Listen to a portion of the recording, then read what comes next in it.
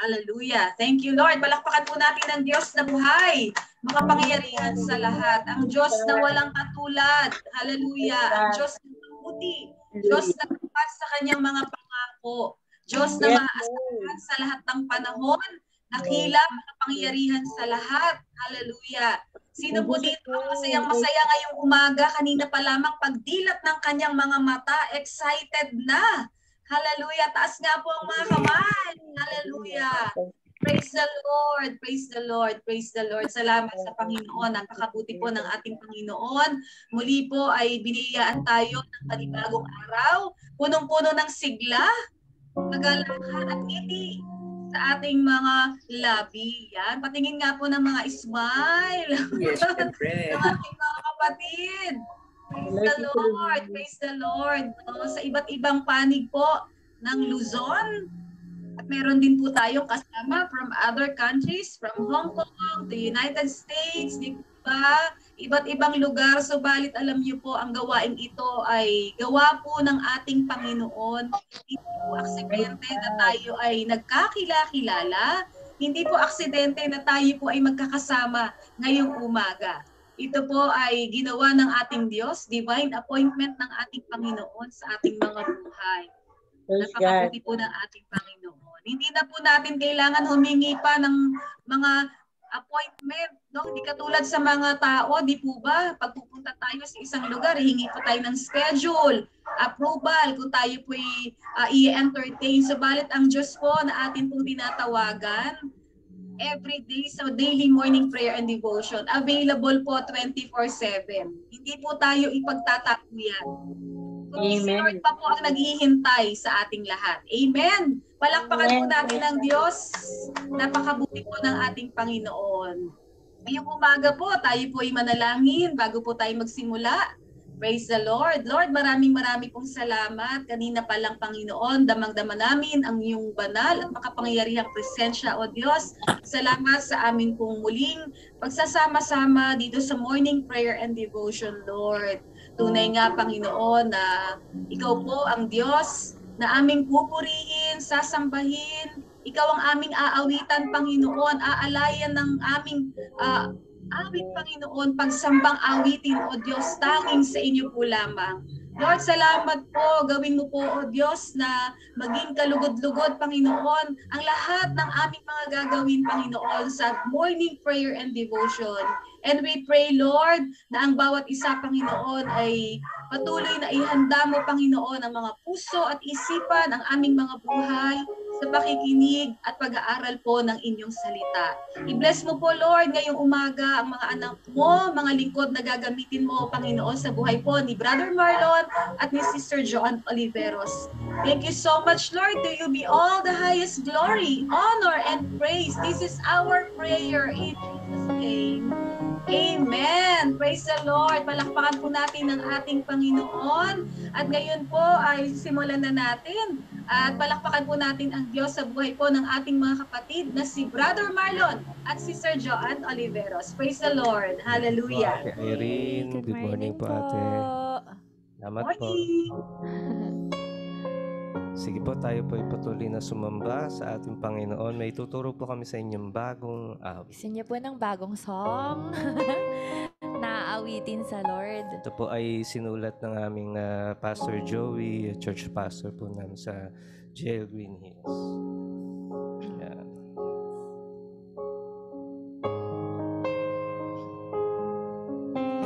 Makamtan ko man lahat ng yaman sa mundo, matupad ko man pangarap at mithin ang puso ko, kung ako'y malalamig sa'yo at malalayo ng gusto, ay bigo pa rin, ay hungkag pa rin ang puso ko.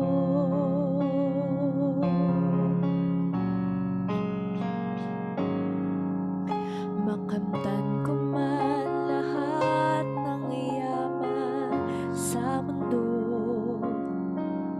matupad ko man pangarap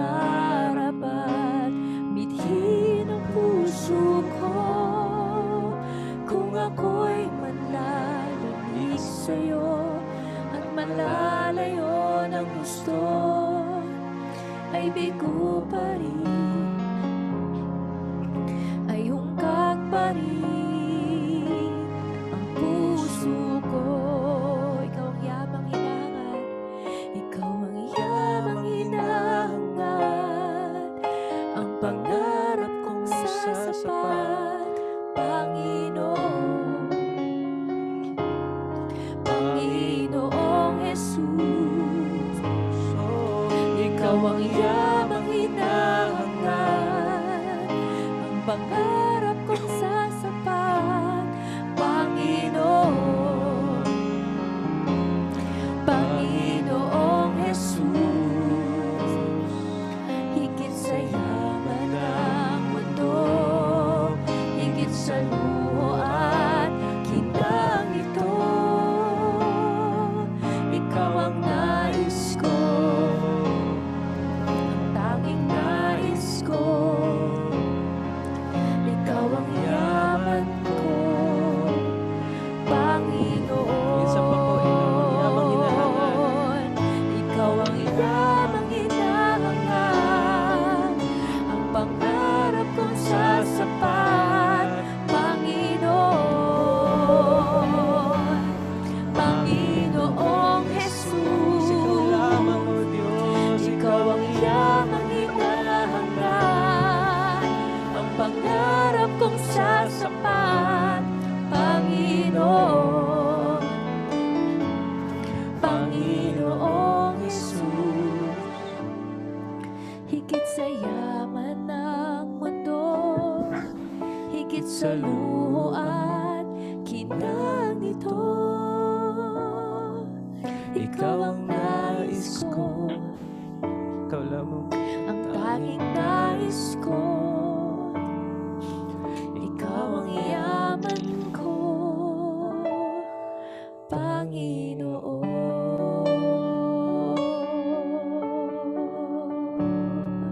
Hallelujah, hallelujah. Oh, we thank you, Lord, for this very special morning that you gave us, Father God. Truly, Lord, nothing in this world can satisfy us, Lord, only you. Dalangin po namin, Panginoon, sa pagbabahagi po ng inyong salita, O Diyos. Mabago po ang aming mga buhay, Lord God, ang kondisyon ng aming mga puso, Panginoon, at patuloy na kayo po ang siyang maghari, O Diyos, sa aming mga buhay, O Diyos. Hayaan niyo po na wala po kaming ibang hangarin ngayong umaga, kundi ikaw lamang. At sa buong maghapong ito, Panginoon, samahan niyo po kami sa aming pong gawain ito. Minamahal ka po namin. Ikaw po ang aming yaman. Ikaw po ang tanging, Lord God, hinahangad ng aming mga puso. We love you, God the Father. We love you, God the Son. We love you, God the Holy Spirit. In Jesus' name this we pray. Amen and amen. Hallelujah. Palakpakan po natin ating Panginoon.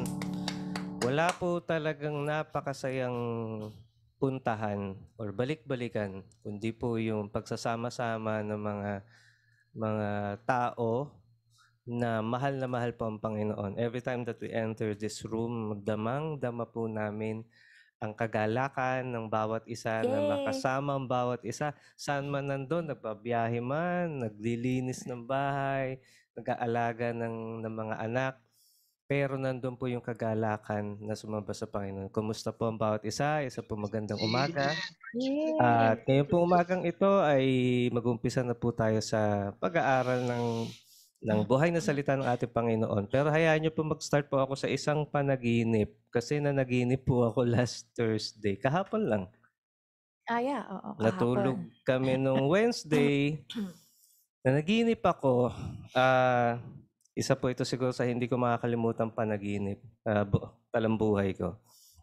Kami raw po ni Joanne ay nasa isang building. Tapos mapayapa kaming nagmemeryenda. Nakatanaw lang po kami sa sa overlooking po siya ng beach. Yan. Tapos may mga naglalarong mga bata, nakikita namin sa baba. And then nakakatanaw po ako sa bandang dako roon ng isang puting barko. Or, ang ganda nung ship eh. Siyang luxury ship. Passenger luxury ship. Nakakita po kayo ng mga barko na parang hotel, ganun po. And then, parang may kinuha yata si Sister Joanne sa ref, napansin ko po na yung ulap, unti-unting kumukulimlim. Dilim. Dumidilim. Tapos, maya-maya, lumakas na yung ulan. So, takbuhan yung mga bata. Maya-maya, nakita ko po, lumalaki na yung alon. At ito po yung hindi ko makakalimutan sa panaginip ko. Yung kaninang barko na pagkalayo, bigla pong papalapit ng papalapit at binabayo po ng malabuilding na alon. Yung pong barko patiwarik, talagang palubog na po. Bubuwal na. At ang hindi ko po makakalimutan doon sa panaginip ko, sigawan ng mga tao. Nagsisigawan po yung mga tao, iyakan, tapos parang lambot na lambot ako, tapos nginig na nginig yung tuhod ko kasi kami ni Joanne nakatingin na lang kaming ganyan, parang Wala tayong magawa. wala kaming magawa. Parang sa isang iglap kanina napakapayapa and then biglang gano'n na lang po. Realidad po 'yan ng atin pong buhay na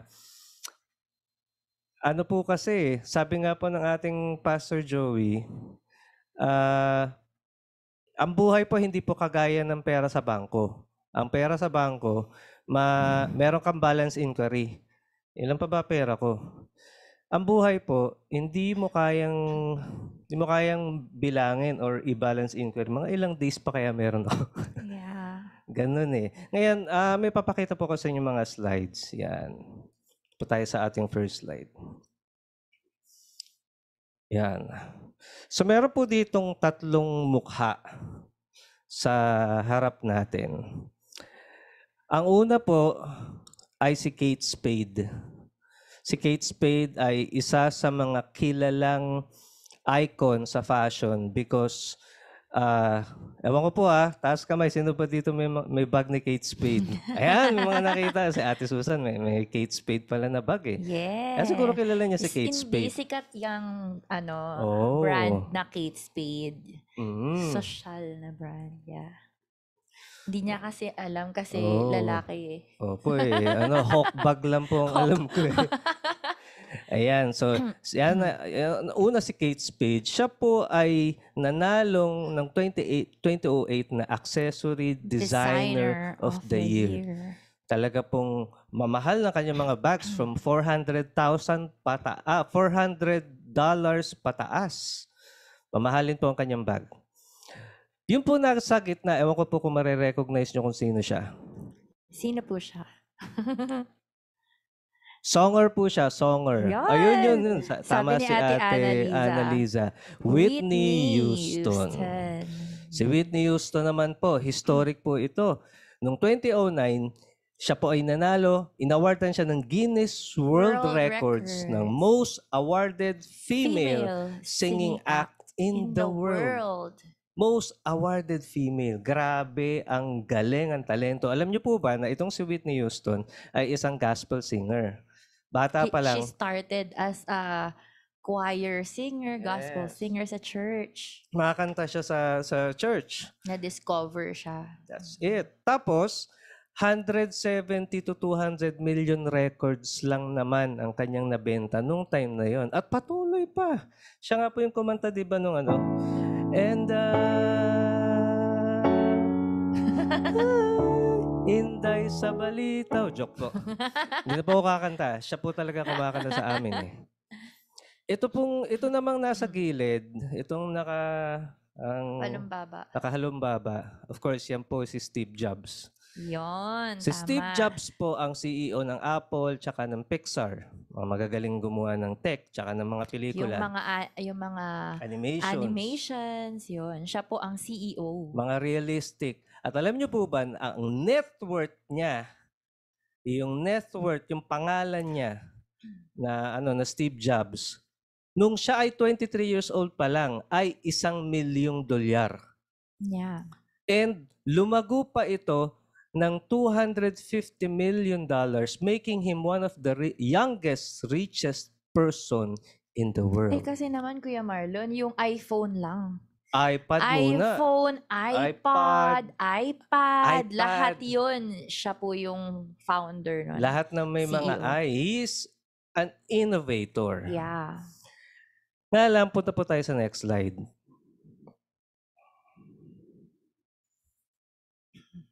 Sa baba po nila may nakalagay na ng mga dates. Yun yung nakakalungkot. Si Kate Spade ay masakit man po sabihin na siya po ay nagpakamatay. Nag-suicide. Nag-suicide. Natagpuan po ang kanyang katawan na naghang po siya. June 2018. So nasa 50s pa lang itong si Kate Spade. Si Whitney Houston naman, naka-birthday ko pa pala siya no August 9. Pero Oo nga, no? oh, happy birthday to me in advance. 49 years old po. Siya naman po ay natagpuan sa bathtub na lifeless na po. Si Steve Jobs naman on the other hand ay nagkaroon po siya ng cancer. Pancreatic cancer hanggang sa medyo neurotic cancer na yung nangyari sa kanya hanggang siya po ay binawian na po ng buhay. Pero ito po yung isa sa mga pinaka nakakashock na nabalitaan po natin. Medyo naging newsmaker siya. Yan. Pinakabatang professional basketball player. Matanda lang sa akin ng 1 taon. Kobe Bryant. Napaka matagumpay. Lahat po nung pinakita ko po, actually marami pa po kung hindi napakita dyan eh. Lahat po sila mayayaman. Lahat po sila sikat. Lahat nasa kanila na. Yun po yung masasabi natin sa kanila. Nasa kanila na ang lahat, sabi nga nung awit. Pero isa lang po yung napagtanto ko sa bawat isa. Lahat po sila may isa lang buhay. Tama po ba? Sino po ba dito? Sabi daw nilang pusa, maraming buhay. Pero parang ang hirap paniwalaan. Pero lahat po sila may isang buhay. Kaya natin. Gaya natin. Isa Sabihin lang nyo nga din. po sa sarili nyo, ako ay may isang buhay lamang. Ako ay may isang Ako ay may isang buhay lamang. Yes. At ito po ang ano doon. Kung nagbe-business po tayo or alam niyo po yung salitang loan. Ang loan ay hiram. Loan. Isang araw, ibabalik din natin. Isasauli. Isasauli natin sa pinaghiraman natin. Yeah. Ngayon, kaya pong pag-aaralan natin ngayon pong umaga, ito po ang tanong. Paano natin pagyayamanin ang ating nag-iisang buhay? Yan ang tanong. Paano natin pagyayamanin ang ating nag-iisang buhay? Question mark. Mga gininto ang aral mula sa mayamang hangal. Pangit lang pong pakinggan, pero meron po sa Biblia na talinghaga ang Panginoong Jesus tungkol po sa mayamang hangal. Sige po, tayo po ay salo-salo mag-aral. Babasahin ko po yung Luke chapter 12 verses 13 to 21. Sinabi kay Jesus ng isa sa mga naroroon habang siya po ay nagpipreach, Guro, iutos nyo nga po sa kapatid ko na paghatian namin ang aming mana. Sumagot siya, sinong naglagay sa akin bilang hukom, sabi ni Jesus, o tagapaghati ng mana ninyo? At sinabi niya sa kanilang lahat, sabi ni Jesus, mag-ingat kayo sa lahat ng uri ng kasakiman, sapagkat ang buhay ng tao ay wala sa dami ng kanyang kayamanan. Pagkatapos, isinalaysay ni Jesus ang isang talinghaga. Isang mayaman ang umani ng sagana sa kanyang bukirin. Kaya't nasabi niya sa sarili, ano nang gagawin ko ngayon? Wala na akong paglagyan ng aking mga ani. Kumbaga sa pera, wala na akong paglagyan ng pera ko. Alam ko na, sabi niya, ipagigiba ko ang aking mga kamalig at magpapatayo ako ng mas malalaki. Doon ko ilalagay ang aking ani at ibang ari-arian. Pagkatapos ay sasabihin ko sa aking sarili, marami ka nang naipon para sa mahabang panahon. Kaya't magpahinga ka na lamang, kumain, uminom, at magpakasaya. Parang ang sarap natapos po ang kwento. Pagpatuloy po natin ang pagbabasa. Ngunit, sinabi sa kanya ng Diyos, sakit lang po sabihin, hangal. Sa gabi ring ito'y babawian ka ng buhay. Kanino mo ngayon mapupunta ang mga inilaan mo para sa iyong sarili? Ganyan ang sasapitin ng sino mang nag-iipon ng kayamanan para sa sarili, ngunit dukha naman sa paningin ng Diyos. Palain po ng Diyos ang pagkakabasa ng kanyang buhay at makapangyarihang salita. Sabi po sa Lucas 12, talatang 13 hanggang 21. Meron po tayong 3 tanong na tatanungin ngayong umaga. Babasahin ko po yung mga tanong. Kadalasan po kasi ito ay tanong din po sa atin. Of course, tayo po yung mga Kristiyano na. Ang tanong, Kuya Marlon, ang kayamanan ba o pagyaman ay masama? That's number 1 question. Pangalawa, galit ba ang Diyos sa mga mayayaman? Kasi madalas marinig, di ba, ang mas malalapit ang Diyos sa mga mahihirap. Or di po ba, yung mga slogan ng mga politicians, parang pro-poor kami, pro-poor. Tapos, number 3, ito po pinaka-importanting tanong. Ano nga ba ang pinaka-importanting kayamanan na dapat nating pakaingatan? Yan. So, yun pong 3 tanong na yun ang sasagutin natin ngayong umaga. Mga paunang kaisipan po muna. Doon po sa binasa natin, ang usapin, makikita po natin doon na ang usapin tungkol sa kayamanan at mga ari-arian ay isa sa mga importanteng paksa na tinalakay ni Jesus nung siya ay nandito pa sa lupa. Kita niyo naman po yung senaryo eh. Bigla ba namang nagpipreach siya, nagtuturo siya parang kagaya nito, tapos biglang may isang tumayo. Teacher, pwede ba sabihin mo dun sa kapatid ko paghatian namin yung mana namin? Kumbaga parang lumabasa ko to. Ano ba naman to? Na nagpunta ka sa church tapos ang nasa isip mo pa rin. Yun, parang pagyaman, kayamanan, or mana. Kaya medyo dinaanan ni Jesus, ano ba yung stand niya pagdating sa kayamanan or sa mga ari-arian? Sa riches. Number 2, hindi lahat ng klase ng kasaganaang material ay nakakabuti sa isang tao. Mamaya balikan po natin yung mayaman na binabanggit ni Jesus.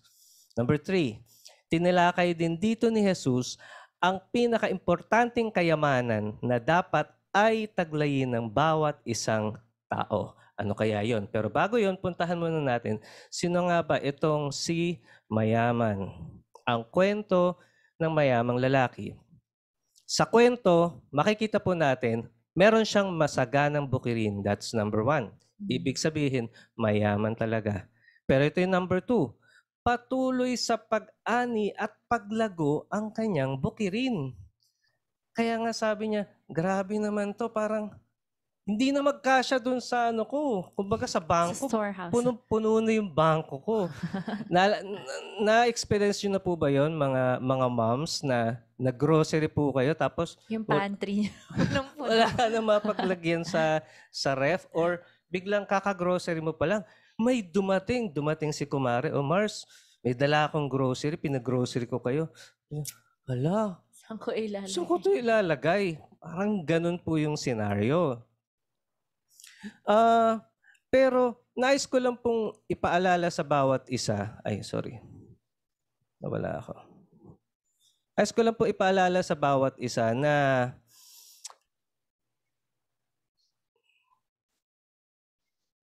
yan. Ito pong talata na ito, babasahin ko lang po sa Deuteronomy chapter 8, verses 11 to 18. Gusto lang po itong basahin kasi with regards po doon sa mayaman or sa kayamanan nung lalaki. Sabi ng Diyos sa mga Israelita, huwag ninyong kakalimutan si Yahweh na inyong Diyos. Sundin ninyo ang kanyang mga utos at mga tuntunin. Ito po, kung kayo'y namumuhay na ng sagana, nakatira na sa magagandang bahay at marami ng alagang mga hayop. Ngayon sa panahon natin, mga kotse siguro, Ate Joanne, no? At maraming naipong pilak at ginto, pwedeng pera. Huwag kayong magmamalaki. Huwag ninyong kakalimutan si Yahweh na nagpalaya sa inyo mula sa pagkaalipin sa bansang Ehipto. Sa panahon po natin, alam naman po dati po siguro hindi din naman tayo ganong kayamanan or galing din po talaga tayo sa mahirap na pamilya. Siya ang pumatnubay sa inyo sa inyong paglalakbay sa malawak at nakakatakot na ilang na puno ng makamandag na mga ahas at alakdan. Nang wala kayong mainom, nagpabukal siya ng tubig mula sa isang malaking bato. Kayo'y pinakain niya roon ng mana, isang pagkaing hindi ninyo kilala. Pinaranas niya kayo ng hirap para kayo'y subukin at turuang magpakumbaba. Ang lahat ng iyo'y sa ikabubuti rin ninyo. Kaya huwag ninyong iisipin na ang kayamanan ninyo'y bunga ng sariling lakas at kakayanan. Subalit alalahanin niyo si Yahweh na inyong Diyos, ang nagbibigay sa inyo ng lakas upang yumaman kayo. Yun, hanggang dun po, basahin ko po. Kasi iwasan daw po ang pagmamalaki. At kapag nakaranas na po tayo nung kasaganaan, sabi dito, huwag ninyong iisipin na yung kayamanan niyo ay bunga ng sariling lakas. Kasi yun po yung sinasabi nung mayaman, parang grabe, ang lumago talaga yung pinaghirapan ko. Ika nga, sabi nga nila, worth it. Punta po tayo dun sa next slide. Isa pa pong karakteristik nitong mayamang lalaki, ang kanyang kayamanan at ari-arian din ang nagdulot ng alalahanin at problema sa kanya. Kaya po, yung misconceptions na kapag mayaman ka raw, Ate Joan, wala ka na raw problem. No. Pero parang half-truth, di ba? Yes. Kasi parang isipin mo, paano pag may nanakaw, gano'n, ganyan. Oo, kasi po, may friend po kami na somehow medyo nag-work po siya sa isa sa mga sikat na producers. Personal nurse siya ng isang mayamang person. Isang mayamang person. At sabi niya, kinekwento niya, alam mo ate, ang yaman-yaman nila. Pero ano yung kwento niya? Ang yaman-yaman nila, pero ang dami-dami nilang properties. Pero kasi dying na yung father. So, hindi alam ng mga anak. Yung parang nag-aaway-away sila dun sa mana. Tapos, hindi nila alam kung sino yung magbabayad ng amilyar ng mga ano. So, walang umaako. So, kawawa yung matanda na mamamatay na siya. Ganun. Tapos, walang sa mga anak niya umaako ng pagbayad ng amilyar ng properties niya habang buhay pa siya. Kumbaga parang at their status, sa akalain natin na, ayun na, well off na. Ang hirap lang po kasi pala, yung tipong, of course, wala naman po masama to purchase a property. Pero on a certain balance, kaya nga po natin pinag-uusapan. Pero dumating din siguro yung point na sa sobrang dami, minsan yung law of diminishing returns ng araw po na parang, nung una, akala mo pagka nakakolekta ka ng, for example, yung mga collectors po ng bags, ng sapatos, siguro meron ka ng 10 bag. Pero nabili mo ito, biglang, akala mo, okay na, solve ka na.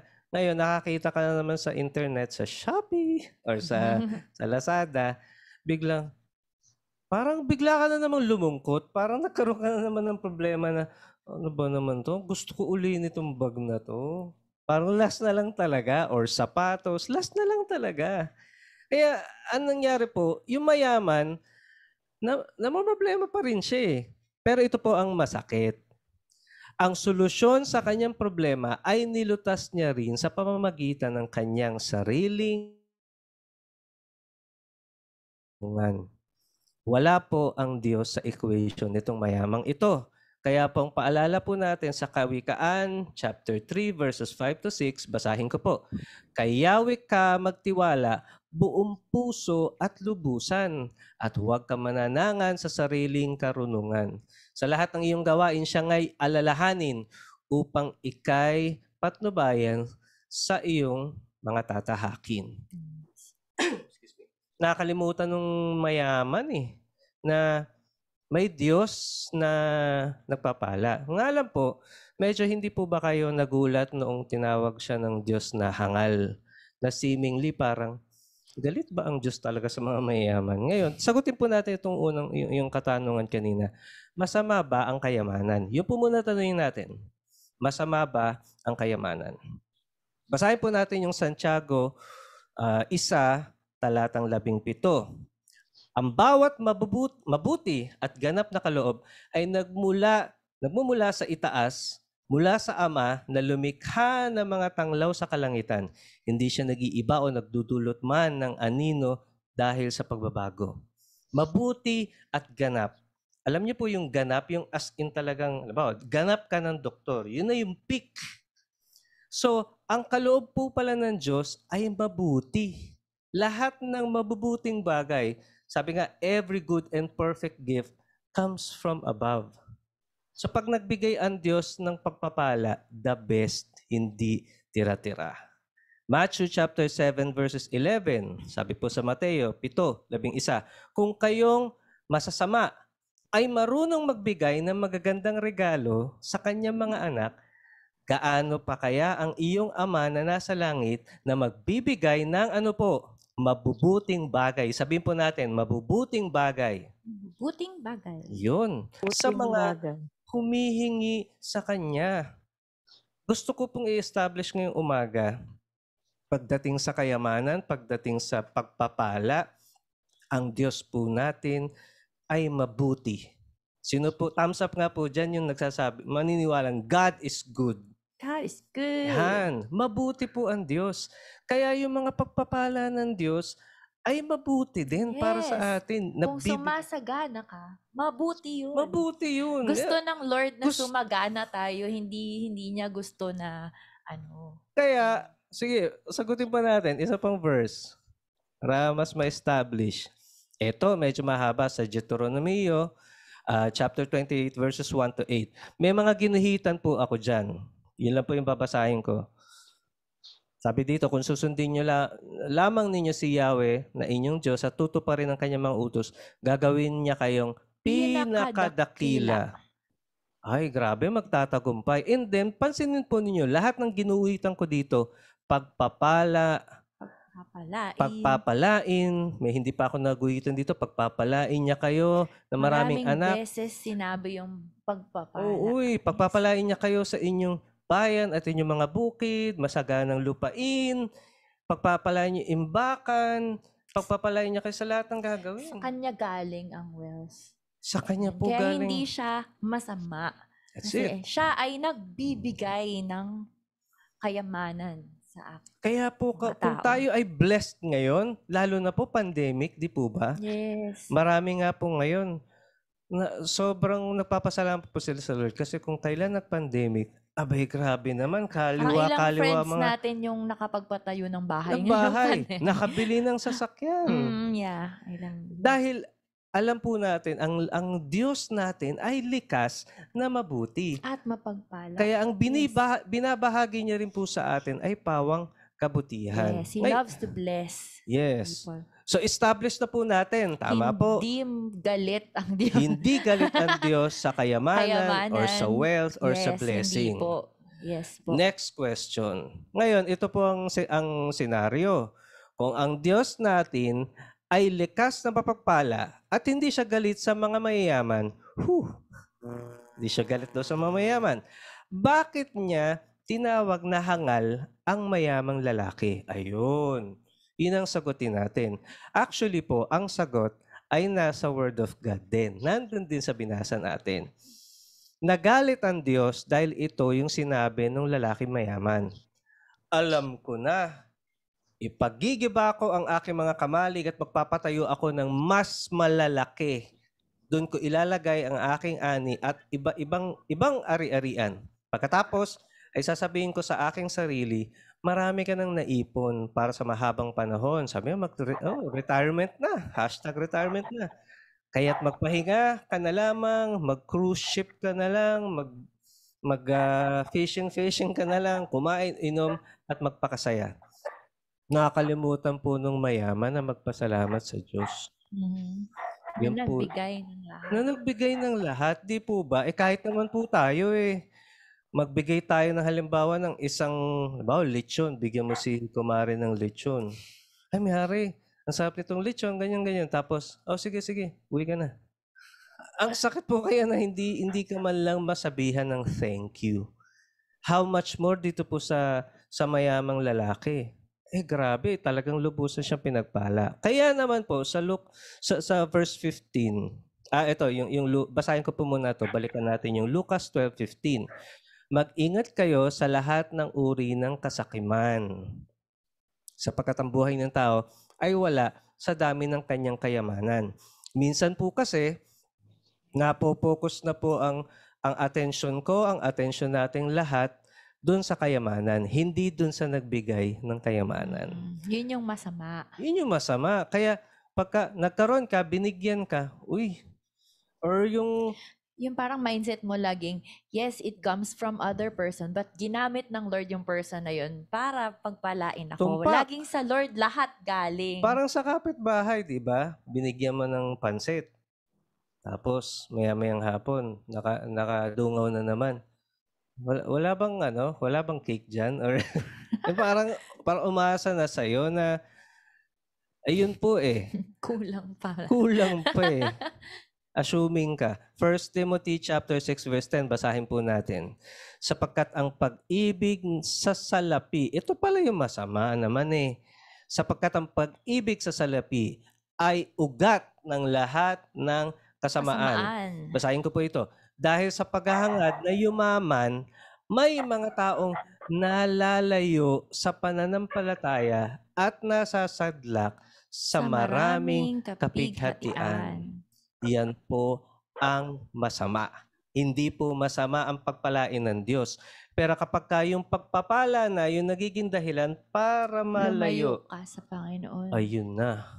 Yun na po yung medyo nasasaktan na po ang Lord doon. Kaya po sa Lucas chapter 12, balikan po natin yung text natin kanina.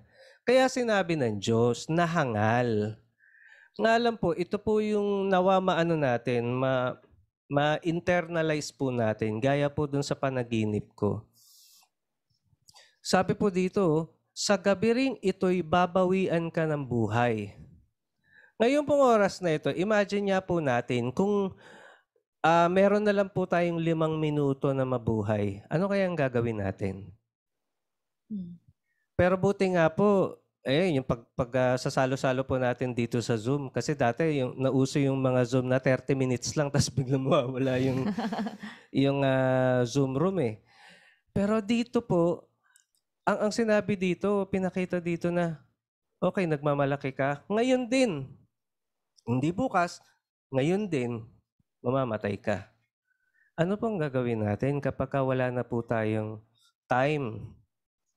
At nalunod na tayo sa pagmamahal sa salapi. Kaya nawa po maging maaral po sa atin ito, sa bawat isa sa atin. Kasi sabi po dito, ibig sabihin po pala, ang Diyos ang tanging may hawak ng buhay natin. Ang Diyos ang may kapangyarihan na bumawi ng ating buhay kung kailan niya gugustuhin. Yes. Kaya naging foolish yung fool person. Kasi akala niya, he owns his life. That's it. Kaya sabi niya, magpapakaano na lang ako, matutulog na lang ako, magpapakasaya, ganun. Akala niya, hawak niya yung buhay. Oo, He has the deciding factor kung paano niya i-live out yung buhay niya. Oo, kaya foolish pala yung ganun. Kaya foolish. Basahin pa po natin yung isang scripture dito, 1 Timothy 6:17. Utusan mo ang mga mayayaman sa kapanahon ng ito na huwag silang magmataas o magtiwala sa kayamanang lumilipas at pansamantala lamang. Sa halip, magtiwala sila sa Diyos na masaganang nagkakaloob ng lahat ng bagay para sa ating kasiyahan. Again, binalanse po ng talatang ito na masaganang nagkakaloob ang Panginoon ng pagpapala para sa ating kasiyahan. Sabi nga po ni Pastor Joey, pag napipreach siya, biniyayaan ka ng Diyos ng bagong sasakyan, enjoy. Ng bagong bag, ng bagong cellphone, enjoy. Pero, lagi po natin babalikan yung una. Huwag daw magmataas or magtiwala sa kayamanang lumilipas at pansamantala lamang. Ang cellphone, kapag ka nasira, wala na. Tendency natin, bumili ng bago.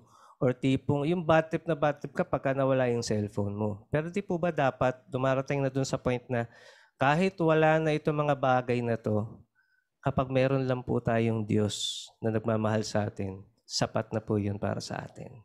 Amen. Narinig ko po yung isang kwento, singit ko lang po. Meron daw po isang mayaman na tinamaan po ng kanser. Ngayon, meron pong isang trabahador na nagmagandang loob, sabi sa kanya, boss, nais ko po kayong ipanalangin kasi naniniwala po ako na ang Diyos lamang po makakapagpagaling sa inyo. Ang sabi ng mayaman, hindi ko kailangan yung Diyos mo. Simple lang ang gagawin ko. Pupunta ako sa Amerika, magpapagumot ako doon, babalik ako dito, tapos ang problema. Ganun niya po yung ginawa ng mayaman. Punta po siya sa Amerika, nagpagamot siya, after a month, bumalik siya. Sabi niya doon ngayon sa trabahador, kita mo, magaling na ako, hindi ko kailangan ng Diyos mo. It so happened, after a few years, tinamaan, nag-relapse yung cancer. Eto na naman yung trabahador na Kristiyano na nagmamagandang loob. Sabi niya, boss, this time nawa po, tanggapin po ninyo, maipanalangin ko po kayo. Diyos lamang po talaga makakatulong sa inyo. Sabi uli ng mayaman, hindi, ayan ka na naman eh. Gagawin ko lang uli, pupunta lang uli ako sa Amerika. Magpapagamot, and tapos ang problema.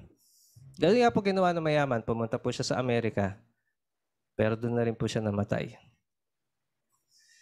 Nawa po sa umagang ito, higit po nating ma-appreciate yung nagbigay ng ating buhay. Amen. Hindi po yung buhay natin ngayon. Palakpakan niya po natin ang ating Panginoon. Ang nagbigay sa atin ng buhay. Napakasarap magpuri sa isang Diyos na, alam niyo po kasi kanina nganinang umaga, marahil po sa ibang parte ng mundo, may mga hindi na nagising. Pero tayo, malakas, nakita-kita pa po tayo dito sa morning devotion dahil buhay at mabuti po ang ating Diyos. Amen. Sabi po sa isang kasabihan na napagtanto ko, maraming mga mayayaman ang masagana at matagumpay sa paningin ng tao at ng mundo, ngunit dukha sa paningin ng Diyos. Kaya po ang sabi sa Mateo or sa Marcos, Mark chapter 8 verses 36 to 37, ano ba ang mapapala ng isang tao kung mapasa kanya man ang lahat ng bagay sa mundo, pero mapapahamak naman ang kanyang kaluluwa? May babayad ba siya para mabawi niya ang kanyang buhay? Ang pera hindi po mabibili ng anuman pong, hindi siya makakabili ng buhay. Sabi nga po, mulat na patutuo po sa atin yung nangyari sa India eh. Kahit may pera daw sila, pero nung time na tinamaan sila ng COVID, milyon-milyon ng pera ko, pero Walang oxygen eh. So, saan ako bibili? kahit Walang yata itapal mo sa bibig yung pera mo, Hindi makakabigay ng oxygen. makakabili. Kaya totoo po yung sinasabi ng Diyos eh. Kung mapapahamak din po ang ating kaluluwa. Ngayon pong oras na ito, gusto ko po lang, nararamdaman ko lang pang banal na spirito. Ipanalangin po natin kung meron po tayong mga kapamilya na gusto po nating maranasan po nila yung pag-ibig ng Diyos. Alalahanin po natin sila ngayong umaga. Maari pong dumating po sa punto na nabahaginan na po natin sila na buhay po ang Diyos, mabuti ang Diyos, pero meron pong pagtanggi. At maari sinasabi nila na wala naman akong kailangan eh. Yes. Sabi nga po ni Pastor, sige. Pinakamahirap nga daw po ma-evangelize yung mga places na well-off, yung provided na ng country nila yung sa healthcare, pati yung retirement. So, they do not need Kailangan anything. yung Diyos mo. Kasi may Yes. pera naman ako. Pero, yun po yung sabi, isa lang ang buhay, tapos biglang isang iglap, oras mo na pala. Kung wealth pala yung kailangan ng mundo, dapat hindi na bumaba si Lord. Yeah. Diba? Pero ang kailangan ng tao talaga ay kaligtasan, makilala ang Diyos na nagbigay ng buhay. Kasi yun ang pinakakailangan ng tao. Kaya bumaba ang Panginoong Jesus upang iligtas tayong lahat. That's our greatest need. Sagutin ko po muna pala ito bago po tayo mag-pray ngayon. Next slide po. Ano nga ba ang pinaka-importanting kayamanan na dapat natin pakaingatan? Medyo patapos na po tayo. Ang sagutin ko po. Ano yung pinaka-importanting kayamanan na dapat natin pakaingatan? Ang pag-ibig ng Diyos. Sabihin po natin, ang pag-ibig ng Diyos. Ang sabi po sa Juan 3:16, pinag-usapan po natin ito. Napaka-mayaman pa rin po ng verse na ito. Sabi po, sapagkat gayon na lamang ang pag-ibig ng Diyos sa sangkatauhan, kaya't ibinigay niya ang kanyang kaisang-isang anak upang sino man sumampalataya sa kanya ay hindi mapahamak, kundi magkaroon ng buhay na walang hanggan. Masakit pong isipin na, sabi ko nga po, nung napanaginipan ko po yung panaginip ko nung isang araw, ayoko pong dumating dun sa punto na ako po ligtas, pero mga kamag-anak ko nakikita kong napapahamak. Hindi po nila kilala ang ating Panginoon. Pero ang pag-asa po natin ngayon, sinasagot po ng Diyos ang ating panalangin. Napakarami na po naming experience na ganyan na dahil sa panalangin, yung po mga kaibigan namin, mga family members na dati hindi Kristiyano, dahil sa panalangin, sila po ay nakakilala sa ating Panginoon. Let's take this time to pray for them. Pwede niyo pong sabihin yung pangalan ng person na yun habang nananalangin po kayo. Bigay po natin sa Panginoon. Hallelujah. Hallelujah. Panginoon, kilala niyo po ang mga sinambit na pangalan ng aming mga kapatid, Panginoon. Alam po namin kalooban po ninyo ng mga taong ito, Panginoon, ay tunay na makakilala sa inyo. Lord, there's a vacuum in our hearts that only you can feel.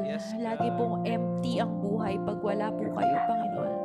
Lord, nawa po hindi po nila hanapin sa ibang mga bagay ang kawalang ito, Panginoon. Lord God, lumapit sila sa inyo. Kilala ka po nila bilang kanilang Diyos at sariling tagapagligtas. Make a way, Lord. Make a way. In the name of Jesus. In the name of Jesus. In the name of Jesus. Lord, kayo po ay gumawa ng kaparaanan upang sila po ay nakakilala sa inyo. Sa pangalan ng aming Panginoong Jesus. Sa pangalan ng aming Panginoong Jesus. In the name of Jesus. Right now, Lord, alam po namin kayo po ay may ginagawa na sa kanilang mga buhay. Make a miracle, Lord. The miracle of salvation ay makamit po nila sa oras na ito sa pangalan ni Jesus. Amen and amen. Salamat po, Panginoon. Salamat po, Banal na Espiritu. Sabi nga po, sa deathbed ng isang naghihingalo na, sasabihin niya, hindi naman ang sasabihin niya nasaan yung Rolex ko? Nasaan yung iPhone ko? Nasaan yung... hanapin pa rin niya yung mga pinakamahalagang tao sa buhay niya. People. Kasi hindi niya talaga madadala eh. Hindi natin madadala yung kayamanan natin.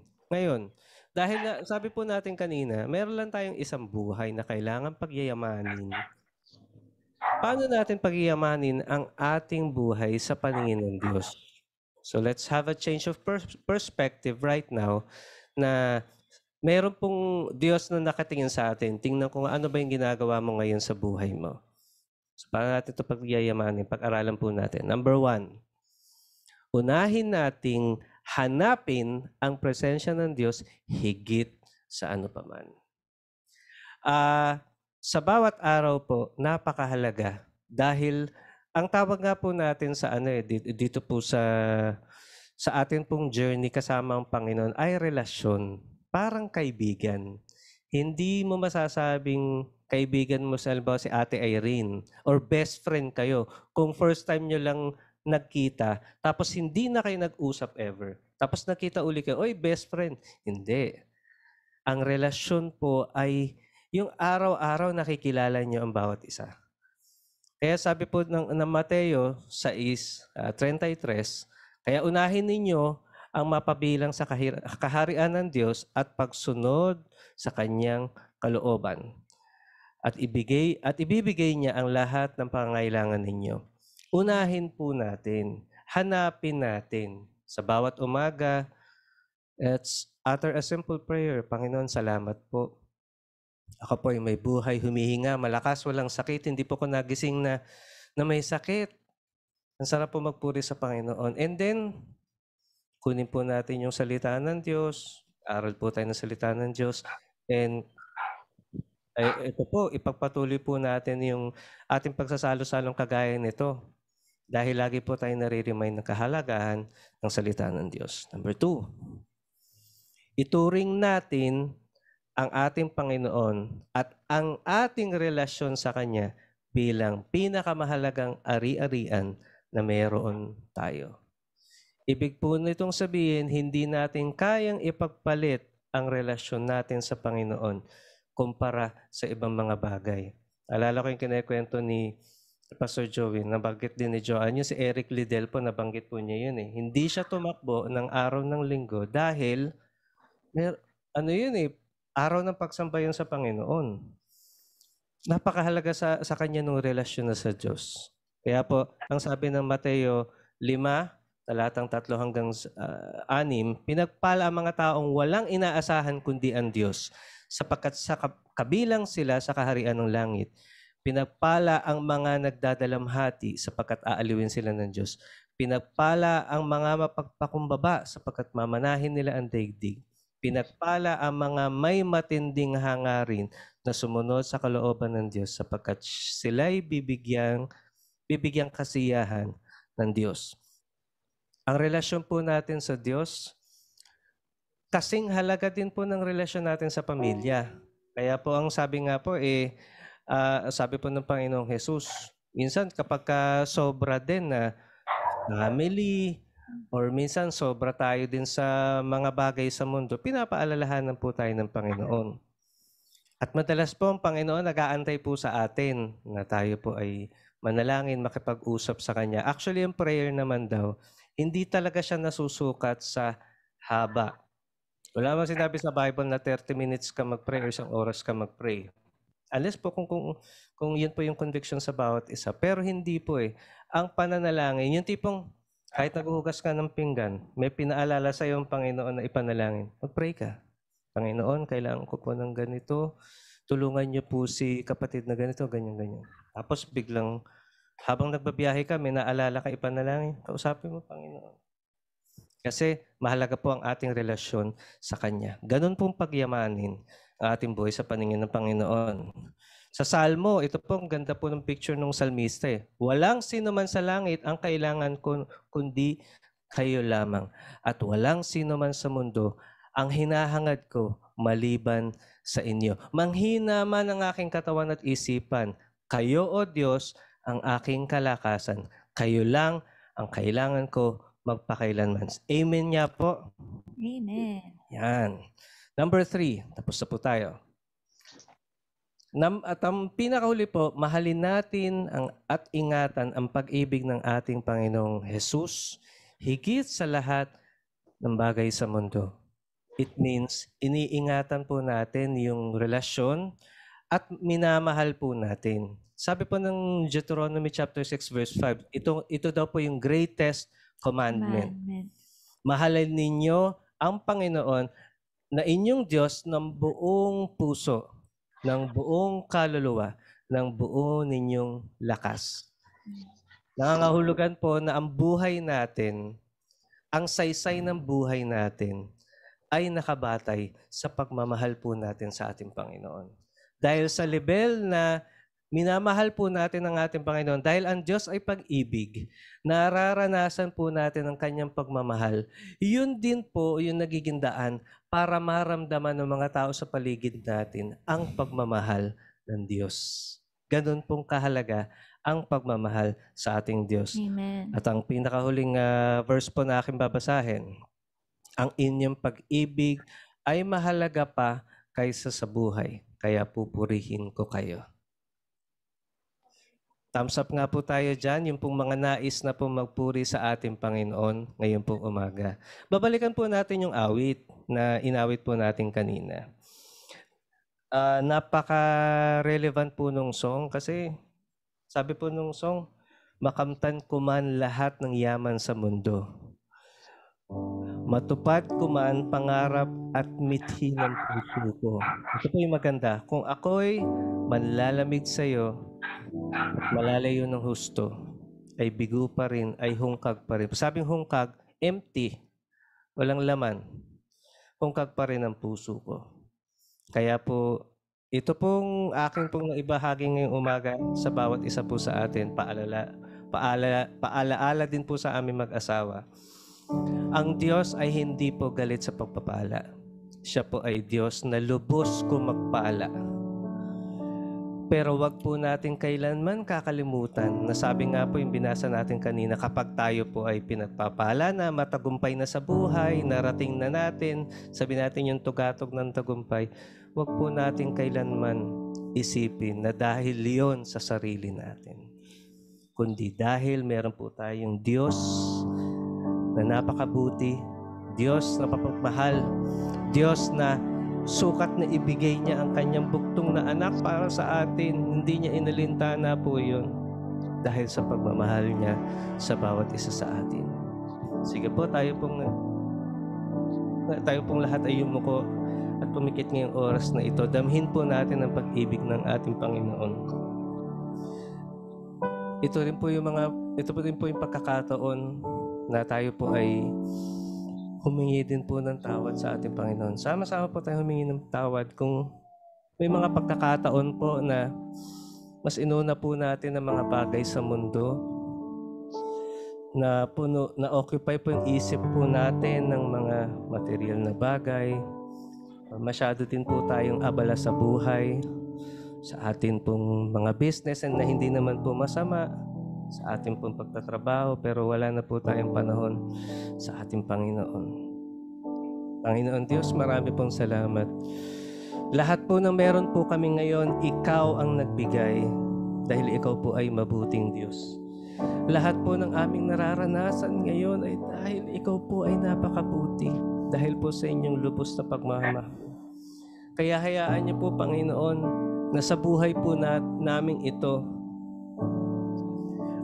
ang amin pong tanging magagawa ay ipagkaloob po sa inyo ang nag-iisa naming buhay. Ialay po namin ang aming buhay para sa kaluguran mo lamang, Panginoon. Yes. At sa bawat oras na makakaranas po kami ng inyong kabutihan at pagpapala, kailanman po, Panginoon, hindi namin kakalimutan magpasalamat at hindi po kami lalayo sa inyo, Panginoon, dahil Ikaw po ang aming kayamanan. Ikaw po ang aming yaman na hinahangad. Awitin po natin ang awit na ito. Makamtan ko man lahat ng yaman sa mundo, matupad ko man pangarap at mithi ng puso ko.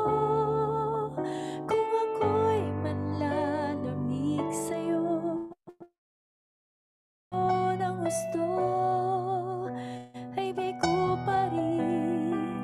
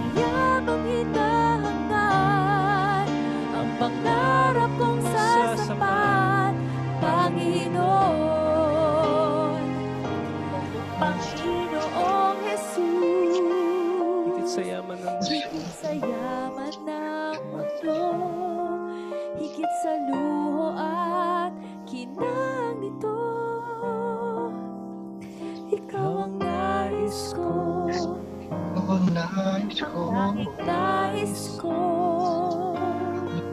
Ikaw ang yaman ko,